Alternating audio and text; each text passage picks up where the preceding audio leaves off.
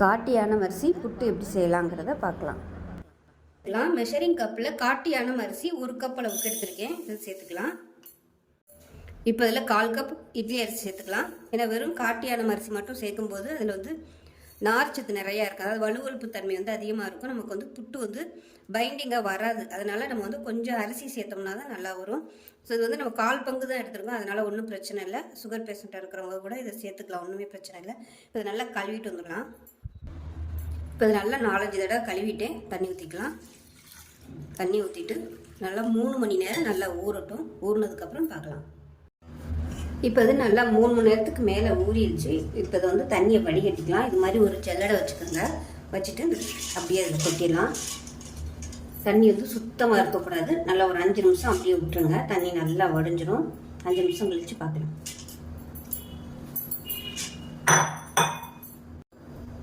இப்போ ஒரு 5 நிமிஷமாக தண்ணி நல்லா வடிஞ்சிருச்சு. இப்போ இது மாதிரி ஒரு தட்டில் வந்து நல்லா சுத்தமான டவல் வந்து விரிச்சுக்கோங்க. விரிச்சிட்டு இப்போ வடித்து வச்சுருக்கிற இந்த அரிசியை வந்து இதில் சேர்த்துக்கலாம்.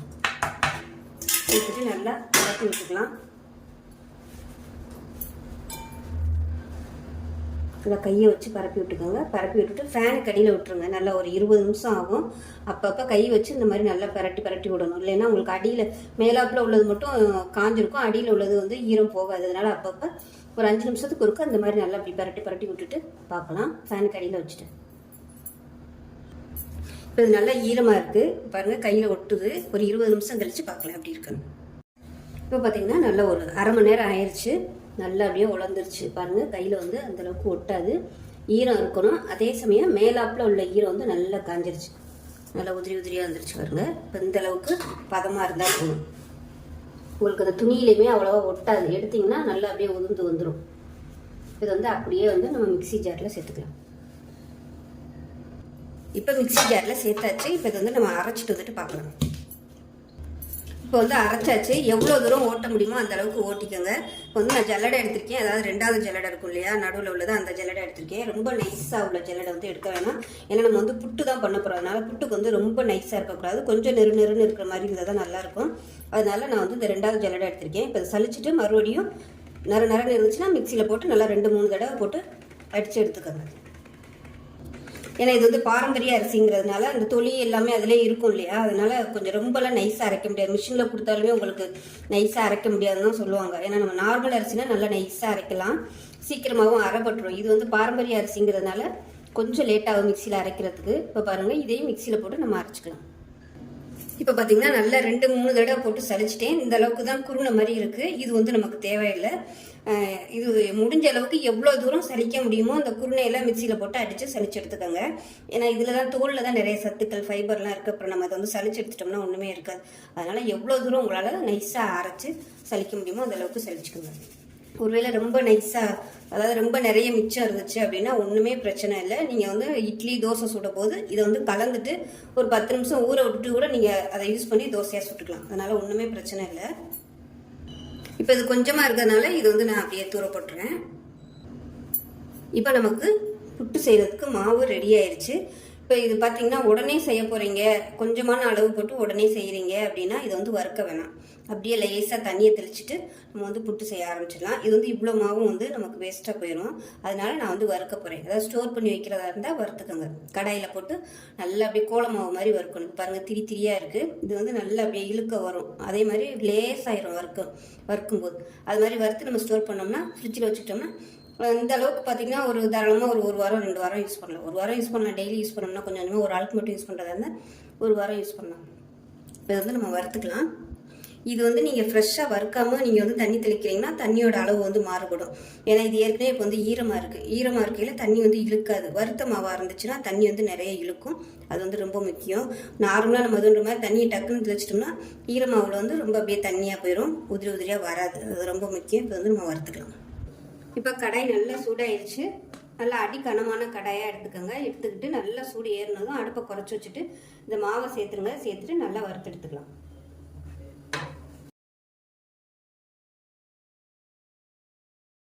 மாவு நல்லா வறுபட்டுருச்சு. நம்ம நார்மலாக நம்ம வெள்ளை அரிசி மாதிரி ரொம்பலாம் இருக்காது. இது கொஞ்சம் வந்து அப்படியே சக்கையாக இருக்கிற மாதிரி தான் இருக்கும். ஏன்னா இது ஏற்கனவே நான் சொல்லியிருக்கேன், இந்த தோல் இதெல்லாம் அப்படியே இருக்கிறதுனால நமக்கு வந்து அந்த மாதிரி தான் இருக்கும். அதனால் நீங்கள் வந்து என்ன இப்படி இருக்குன்னு வந்து நினைக்க வேணாம். புதுசாக பண்ணுறவங்க இந்த அரிசி வந்து இப்படி தான் இருக்கும். பாரம்பரிய அரிசி எல்லாமே இப்போ வந்து அமர்த்திடலாம். நமக்கு வந்து புட்டு பொடி ரெடி ஆயிடுச்சு. அதாவது புட்டு செய்கிறதுக்கான மாவு ரெடி ஆயிடுச்சு. இதை ஸ்டோர் பண்ணி வச்சுக்கிட்டு தேவையான போது நம்ம கொஞ்சம் கொஞ்சமாக தண்ணி ஊற்றி தெளித்து செஞ்சுக்கலாம். அமர்த்திடலாம். இப்போ கேஸ் இப்போ புட்டு செய்கிறதுக்கு ஃபஸ்ட்டு பார்த்திங்கன்னா நம்ம வந்து பச்சை பயிறு வந்து வேக விட்டு எடுத்துக்கலாம். இது வந்து நான் முதல் நாள் நைட்டே ஊற வச்சு வச்சுருக்கிறேன். நீங்கள் வந்து காலையில் பண்ணுறதா இருந்தால் நைட்டுக்கு ஊற வச்சுக்கோங்க, இல்லைன்னா சாயந்தரம் பண்ணுறதா இருந்தால் காலையில் ஊற வச்சுக்கோங்க. இப்போ இது வந்து நல்லா ஊறிடுச்சு. தண்ணியை வடிச்சிட்டு எடுத்துக்கலாம். இப்போ இந்த பச்சை பயிரை ஒரு சின்ன பவுலில் சேர்த்துக்கலாம். பவுலோ இல்லை ஏதோ ஒரு டிஃபன் பாக்ஸோ எடுத்துக்கோங்க. இதை வந்து நம்ம வேக வைக்க போகிறோம். அதாவது தண்ணியெல்லாம் ஊற்றாமல் குக்கரில் வச்சு நம்ம வந்து வேக வைக்க போகிறோம். இப்போ இதில் ஒரு 1/4 டீஸ்பூன் போல் உப்பு சேர்த்துக்கலாம். உப்பு சேர்த்துட்டு நல்லா கரட்டி விட்டுக்கலாம். இது வேக வைக்கிறதுக்கு தண்ணி ஊற்றணும்னு அவசியம் இல்லை. ஏன்னா நம்ம அதை ஊற வச்ச அந்த ஈரப்பதத்திலே வந்து அது வெந்துடும். இது வந்து வறுக்காத பச்சை பயிர் தான், வறுக்கணும்னு அவசியம் இல்லை. இப்போ இதில் பார்த்தீங்கன்னா சின்ன குக்கர் எடுத்துக்கோங்க. எடுத்துகிட்டு இதில் கொஞ்சமாக தண்ணி ஊற்றிருக்கேன். தண்ணி ஊற்றிட்டு நம்ம குக்கருக்கு போடுவோம் இல்லையா தட்டு, அது வந்து போட்டுக்கோங்க. இது வந்து சின்ன குக்கருங்கிறதுனால நான் வந்து இந்த மாதிரி ஒரு சின்னத்தை வந்து உள்ளே போட்டுக்கிறேன்.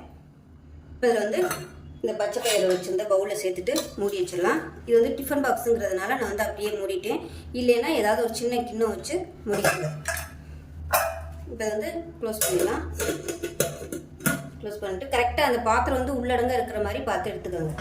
க்ளோஸ் பண்ணிட்டு விசில் போட்டுட்டு நல்லா ஒரு 4 விசில் விட்டுட்டு ஸ்டீம் போனதுக்கப்புறம் பார்க்கலாம். இப்போ ஒரு பவுல் எடுத்துக்கலாம். எடுத்துகிட்டு இதில் வந்து ஒரு மெஷரிங் கப் வச்சுருக்கேன். இப்போ வந்து நம்ம வறுத்து வச்சுருந்தேன் இந்த அதாவது புட்டு மாவு வந்து 1 கப் அளவுக்கு எடுத்துக்கலாம். இது வந்து நான் நேற்று சாயந்தரம் பண்ணேன். இன்றைக்கி சாயந்தரம் வந்து இது எடுக்கிறேன். இது நீங்கள் ஃப்ரெஷ்ஷாக உடனே பண்ணுறதா இருந்தால் வறுக்கணும்னு அவசியம் இல்லை. இது வறுத்தது. இது வந்து நம்ம வெளியிலே வச்சுருந்தாலும் ஒன்றுமே ஆகாது. 1 கப் அளவுக்கு எடுத்துருக்கேன். இதை ஒரு பவுலில் சேர்த்துக்கலாம். இப்போ இதில் 1/4 டேபிள் ஸ்பூன் அளவுக்கு உப்பு சேர்த்துக்கலாம். நைஸ் உப்பு சேர்த்துருக்கேன். இப்போ இதில் வந்து வெதுன்னு இருக்கிற தண்ணி வந்து நம்ம சேர்த்துக்கலாம். இப்போ தண்ணி வந்து நல்லா இளம் சூடாக இருக்குது. ஸோ கை பொறுக்கிற அளவுக்கு சூடாக இருக்குது. இது கொஞ்சம் கொஞ்சமாக தண்ணி தெளித்து பிசைஞ்சுக்கலாம். நான் வந்து கொஞ்சோண்டு மாவு தான் எடுத்திருக்கேன். ஏன்னா நைட்டுக்கு வேறு கொஞ்சம் பழைய மாவு இருக்கிறதுனால இதில் கொஞ்சம் அதில் கொஞ்சம் வச்சு காலி பண்ணலாம் அப்படின்ட்டு நான் கொஞ்சோண்டு தான் மாவு எடுத்திருக்கேன். இது ஒரு உதாரணமாக கொஞ்சம் ஒரு 2 பேர் சாப்பிட்லாம், இல்லை 3 பேர் சாப்பிட்லாம். நான் இப்போ வந்து நைட்டில் தான் பண்ணிகிட்ருக்கேன்.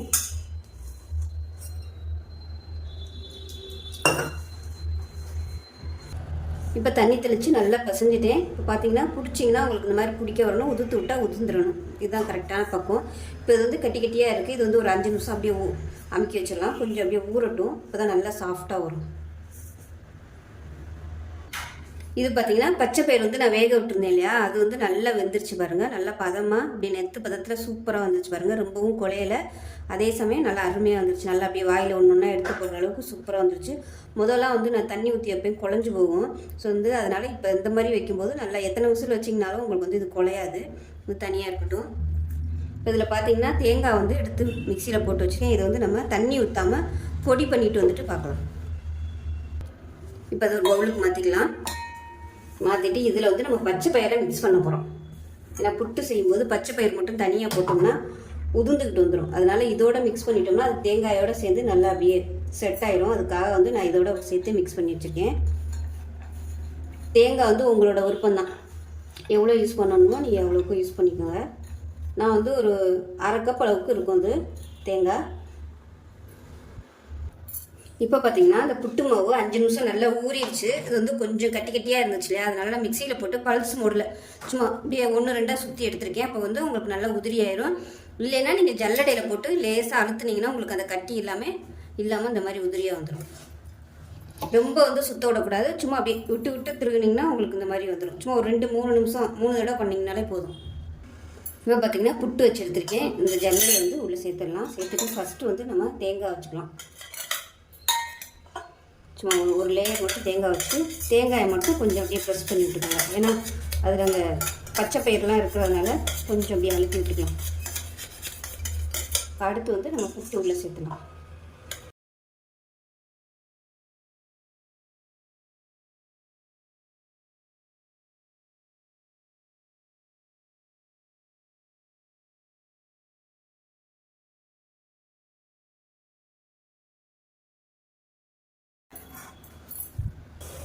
இப்போ பார்த்தீங்கன்னா அந்த புட்டுக்குள்ள அடியில் பாத்திரத்தில் தண்ணி ஊற்றி வச்சுருக்கேன். தண்ணி நல்லா கொதிக்க ஆரம்பிச்சிருச்சு. இப்போ இந்த இதை மேலே வச்சிடலாம். மேலே வச்சுட்டு இந்த ஓட்டை வழியாக நல்லா ஆவி வரும். ஆவி வந்ததுக்கப்புறம் அமர்த்திட்டு பார்க்கலாம்.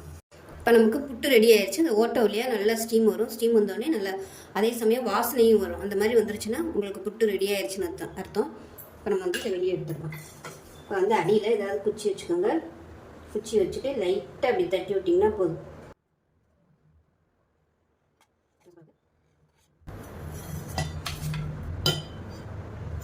இப்போ பார்த்தீங்கன்னா இந்த பச்சை பயிறு எல்லாமே இந்த தேங்காயோட நல்லா அப்படியே ஒன்று சொன்னாப்பில் ஒட்டிகிட்டு இருக்குது. அதனால தான் நான் தேங்காயோட மிக்ஸ் பண்ணது. சூப்பராக வந்துருச்சு. நல்லா சாஃப்டாக இருக்குது. நல்லா வாசனையாகவும் இருக்குது. நான் வந்து இன்றைக்கி இனிப்பு போட்டு தான் சாப்பிட போகிறேன். விருப்பப்பட்டால் நீங்கள் உங்களுக்கு பிடிச்சமான குழம்பு எதுனாலும் வச்சு சாப்பிட்லாம். இப்போ வந்து நம்ம கட் பண்ணிக்கலாம். அவ்வளோதான். நல்லா சூப்பராக வந்துருச்சு பாருங்கள். ஸோ அருமையான காட்டுயானம் அரிசி புட்டு ரெடி ஆயிடுச்சு. இது காட்டுயானம் அரிசியில் ஆப்பம் எப்படி செய்யலாங்கிறத பார்க்கலாம். இப்போ ஒரு பவுல் எடுத்துக்கலாம். இதில் மெஷரிங் கப்பில் 1 கப் அளவுக்கு காட்டுயானம் அரிசி எடுத்திருக்கேன். இது வந்து டிபார்ட்மெண்ட் ஸ்டோரில் ஈஸியாக கிடைக்கும். எடுத்துக்கலாம். இப்போ அதே கப்பில் 1/2 கப் அளவுக்கு இட்லி பச்சரிசி எடுத்திருக்கேன். பொடி பச்சரிசி வந்து வேணாம். பலகாரத்துக்கு வந்து இட்லி பச்சரிசி தான் நல்லாயிருக்கும். அதாவது நம்ம பொங்கலுக்கு போடுற பச்சரிசி வந்து பொடியாக இருக்கும். இது வந்து பலகாரத்துக்கு போடுற அரிசின்னு கேட்டிங்கன்னா தருவாங்க. இல்லைன்னா குண்டு பச்சரிசின்னு கேட்டு வாங்கிக்கோங்க. இது வந்து ஒரு 1/2 கப் அளவுக்கு எடுத்திருக்கேன். 1/4 கப் அளவுக்கு உளுந்து சேர்த்துக்கலாம். 1/2 டேபிள் ஸ்பூன் வெந்தயம் சேர்த்துக்கலாம். இதை வந்து நல்லா ஒரு 4-5 தடவை கழுவணும். கழுவிட்டு பார்க்கலாம். இப்போ இதை நல்லா கழுவிட்டு வந்துட்டேன். தண்ணி ஊற்றிக்கலாம். தண்ணி ஊற்றிட்டு நல்லா ஒரு 6 மணி நேரம் ஊறட்டும். ஏன்னா காட்டுயானம் அரிசி வந்து ஊறுறதுக்கு நேரம் ஆகும். ஊறிச்சுனா தான் நல்லா அரைக்க முடியும். நார்மலான அரிசினா 2 மணி நேரம் ஊற வச்சிங்கன்னா போதும். இது வந்து பாரம்பரிய அரிசிங்கிறதுனால எவ்வளோ தூரம் ஊறுதோ அந்தளவுக்கு நல்லா அரைக்க முடியும். இல்லைன்னா அரைக்க முடியாது. ஏன்னா நம்ம வந்து மிக்சியில் தான் நான் வந்து போட்டு அரைக்க போகிறேன். அதனால் நல்லா ஊறினா தான் அரைக்க முடியும். 6 மணி நேரம் ஊறினதுக்கப்புறம் பார்க்கலாம்.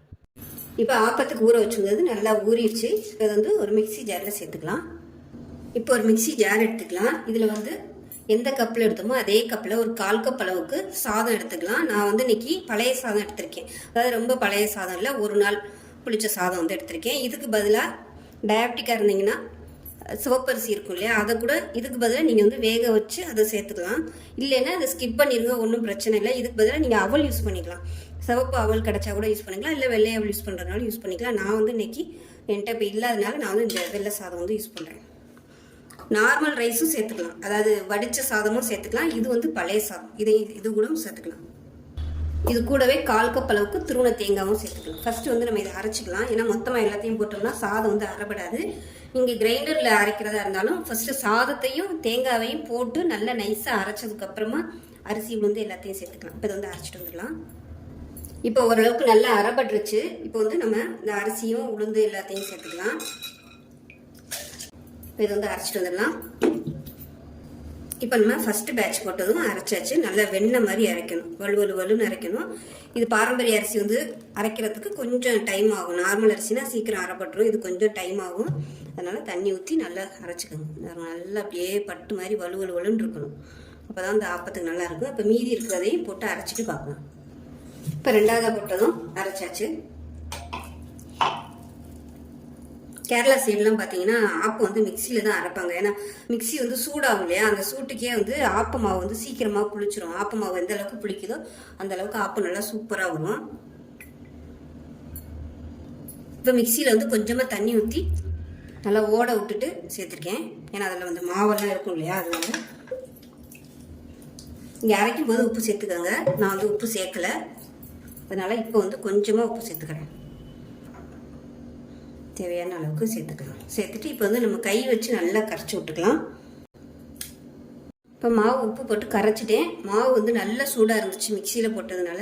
ஸோ நீங்கள் வந்து ரொம்ப சூடாகிறது பிடிக்கல அப்படின்னு நினச்சிங்கன்னா ஃப்ரிட்ஜில் கூட நீங்கள் வச்சுட்டு எடுத்துக்கலாம். அதை ஊற வச்சதை அரிசி உளுந்து எல்லாத்தையும் ஃப்ரிட்ஜில் வச்சுட்டு கூட நீங்கள் அரைச்சிக்கலாம். அப்படி இல்லைன்னா ஐஸ் தண்ணி ஊற்றி நீங்கள் வந்து அரைச்சிக்கோங்க. இப்போ இது வந்து நல்லா புளிக்கட்டும். ஒரு 8 மணி நேரம் புளிக்கட்டும். புளிச்சதுக்கப்புறம் பார்க்கலாம். மாவு எப்படி இருக்குன்னு பார்க்கலாம்.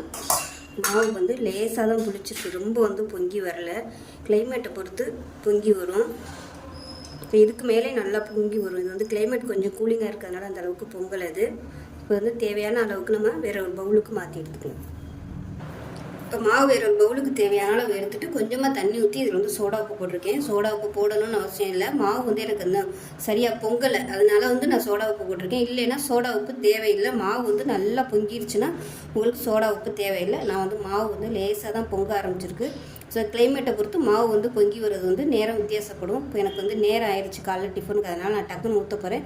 அதனால நான் வந்து சோடா உப்பு போட்டிருக்கேன். சோடா உப்பு வந்து கலந்துட்டு ஒரு 2லேருந்து ஒரு 3 நிமிஷம் அப்படியே விட்டுருங்க. நல்லா அடித்து விட்டுட்டு 3 நிமிஷம் அப்படியே ரெஸ்ட்டில் விட்டுட்டிங்கன்னா மாவு வந்து நல்லா அப்படியே பபிள்ஸாக மேலே வரும்.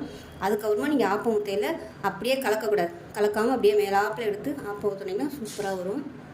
இப்போ சோடா உப்பு போட்டு கலந்துட்டேன். இப்போ தான் பார்த்தீங்கன்னா நல்லா பபிள்ஸ் எல்லாம் வர ஆரம்பிக்குது. ஒரு 2-3 நிமிஷத்தில் நல்லா பபிள்ஸ் வந்துடும். அதுக்கப்புறமா ஆப்பம் ஊற்றிக்கலாம். இப்போ கடையை நல்லா சூடாகிடுச்சு, ஆப்பம் விட்டுடலாம். நல்லா பெரிய கரண்டியில் ஒரு கரண்டி அளவுக்கு எடுத்துருக்கு. இப்போ நல்லா சுழட்டி விட்டுக்கலாம்.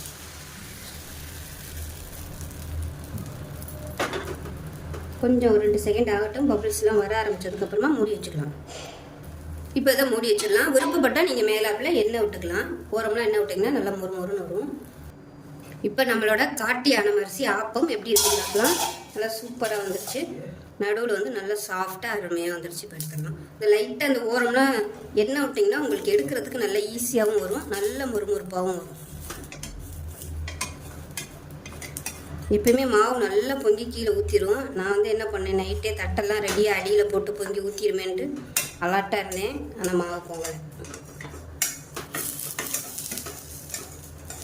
அலர்ட்டாக இருந்தோம்னா ஒன்றும் நடக்காது. யதார்த்தமாக இருந்தோம்னா பொங்கி ஊற்றி எல்லாத்தையும் கவுத்திடுங்க. இல்லை வாசனையாக இருக்கு, சூப்பராக வந்துச்சு ஆப்பம். பார்க்கவே அழகாக இருக்கு. இப்போ இதே மாதிரி இன்னொரு ஆப்பம் போட்டுக்கலாம்.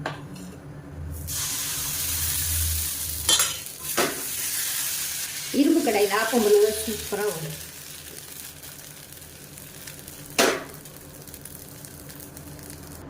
இது பாருங்கள், 2வது ஊற்றுன ஆப்பம். இதுவும் அருமையாக வந்துருச்சு. பார்க்கவே நல்லா சூப்பராக இருக்குது பாருங்கள். நல்லா ஓரம்லாம் நல்லா கிறிஸ்பியாக இருக்குது. இந்த சைடு முட்டை பணியார குழம்பு ரெடி ஆயிடுச்சு. இதுதான் வைக்கணுங்கிறதுல நீங்கள் தேங்காய் பால் இல்லை வேறு எந்த கறி வச்சுனாலும் சாப்பிட்லாம். நான் வந்து இன்றைக்கி முட்டை கறி வச்சுருக்கிறேன். தேங்காய் பால் வந்து அவ்வளோ பிடிக்காதுங்கிறதுனால முட்டை கறி வச்சுருக்கேன். இது டயாபெட்டிக்காக இருக்கிறவங்களுக்கு ஒரு அருமையான ரெசிபி. இந்த ஆப்பமும் புரோட்டீன் சத்து நிறைந்த இந்த முட்டை குழம்பும் சூப்பராக இருக்கும். ஸோ ரெண்டுமே இதே காம்பினேஷனில் செஞ்சு பாருங்கள். செஞ்சு பார்த்துட்டு எப்படி வந்துச்சுங்கிறத சொல்லுங்கள். வீடியோ பிடிச்சிச்சுன்னா லைக் பண்ணுங்கள், கமெண்ட் பண்ணுங்கள், சேனலை சப்ஸ்கிரைப் பண்ணுங்கள், பக்கத்தில் உள்ள பெல் பட்டனையும் ப்ரெஸ் பண்ணுங்கள். நன்றி.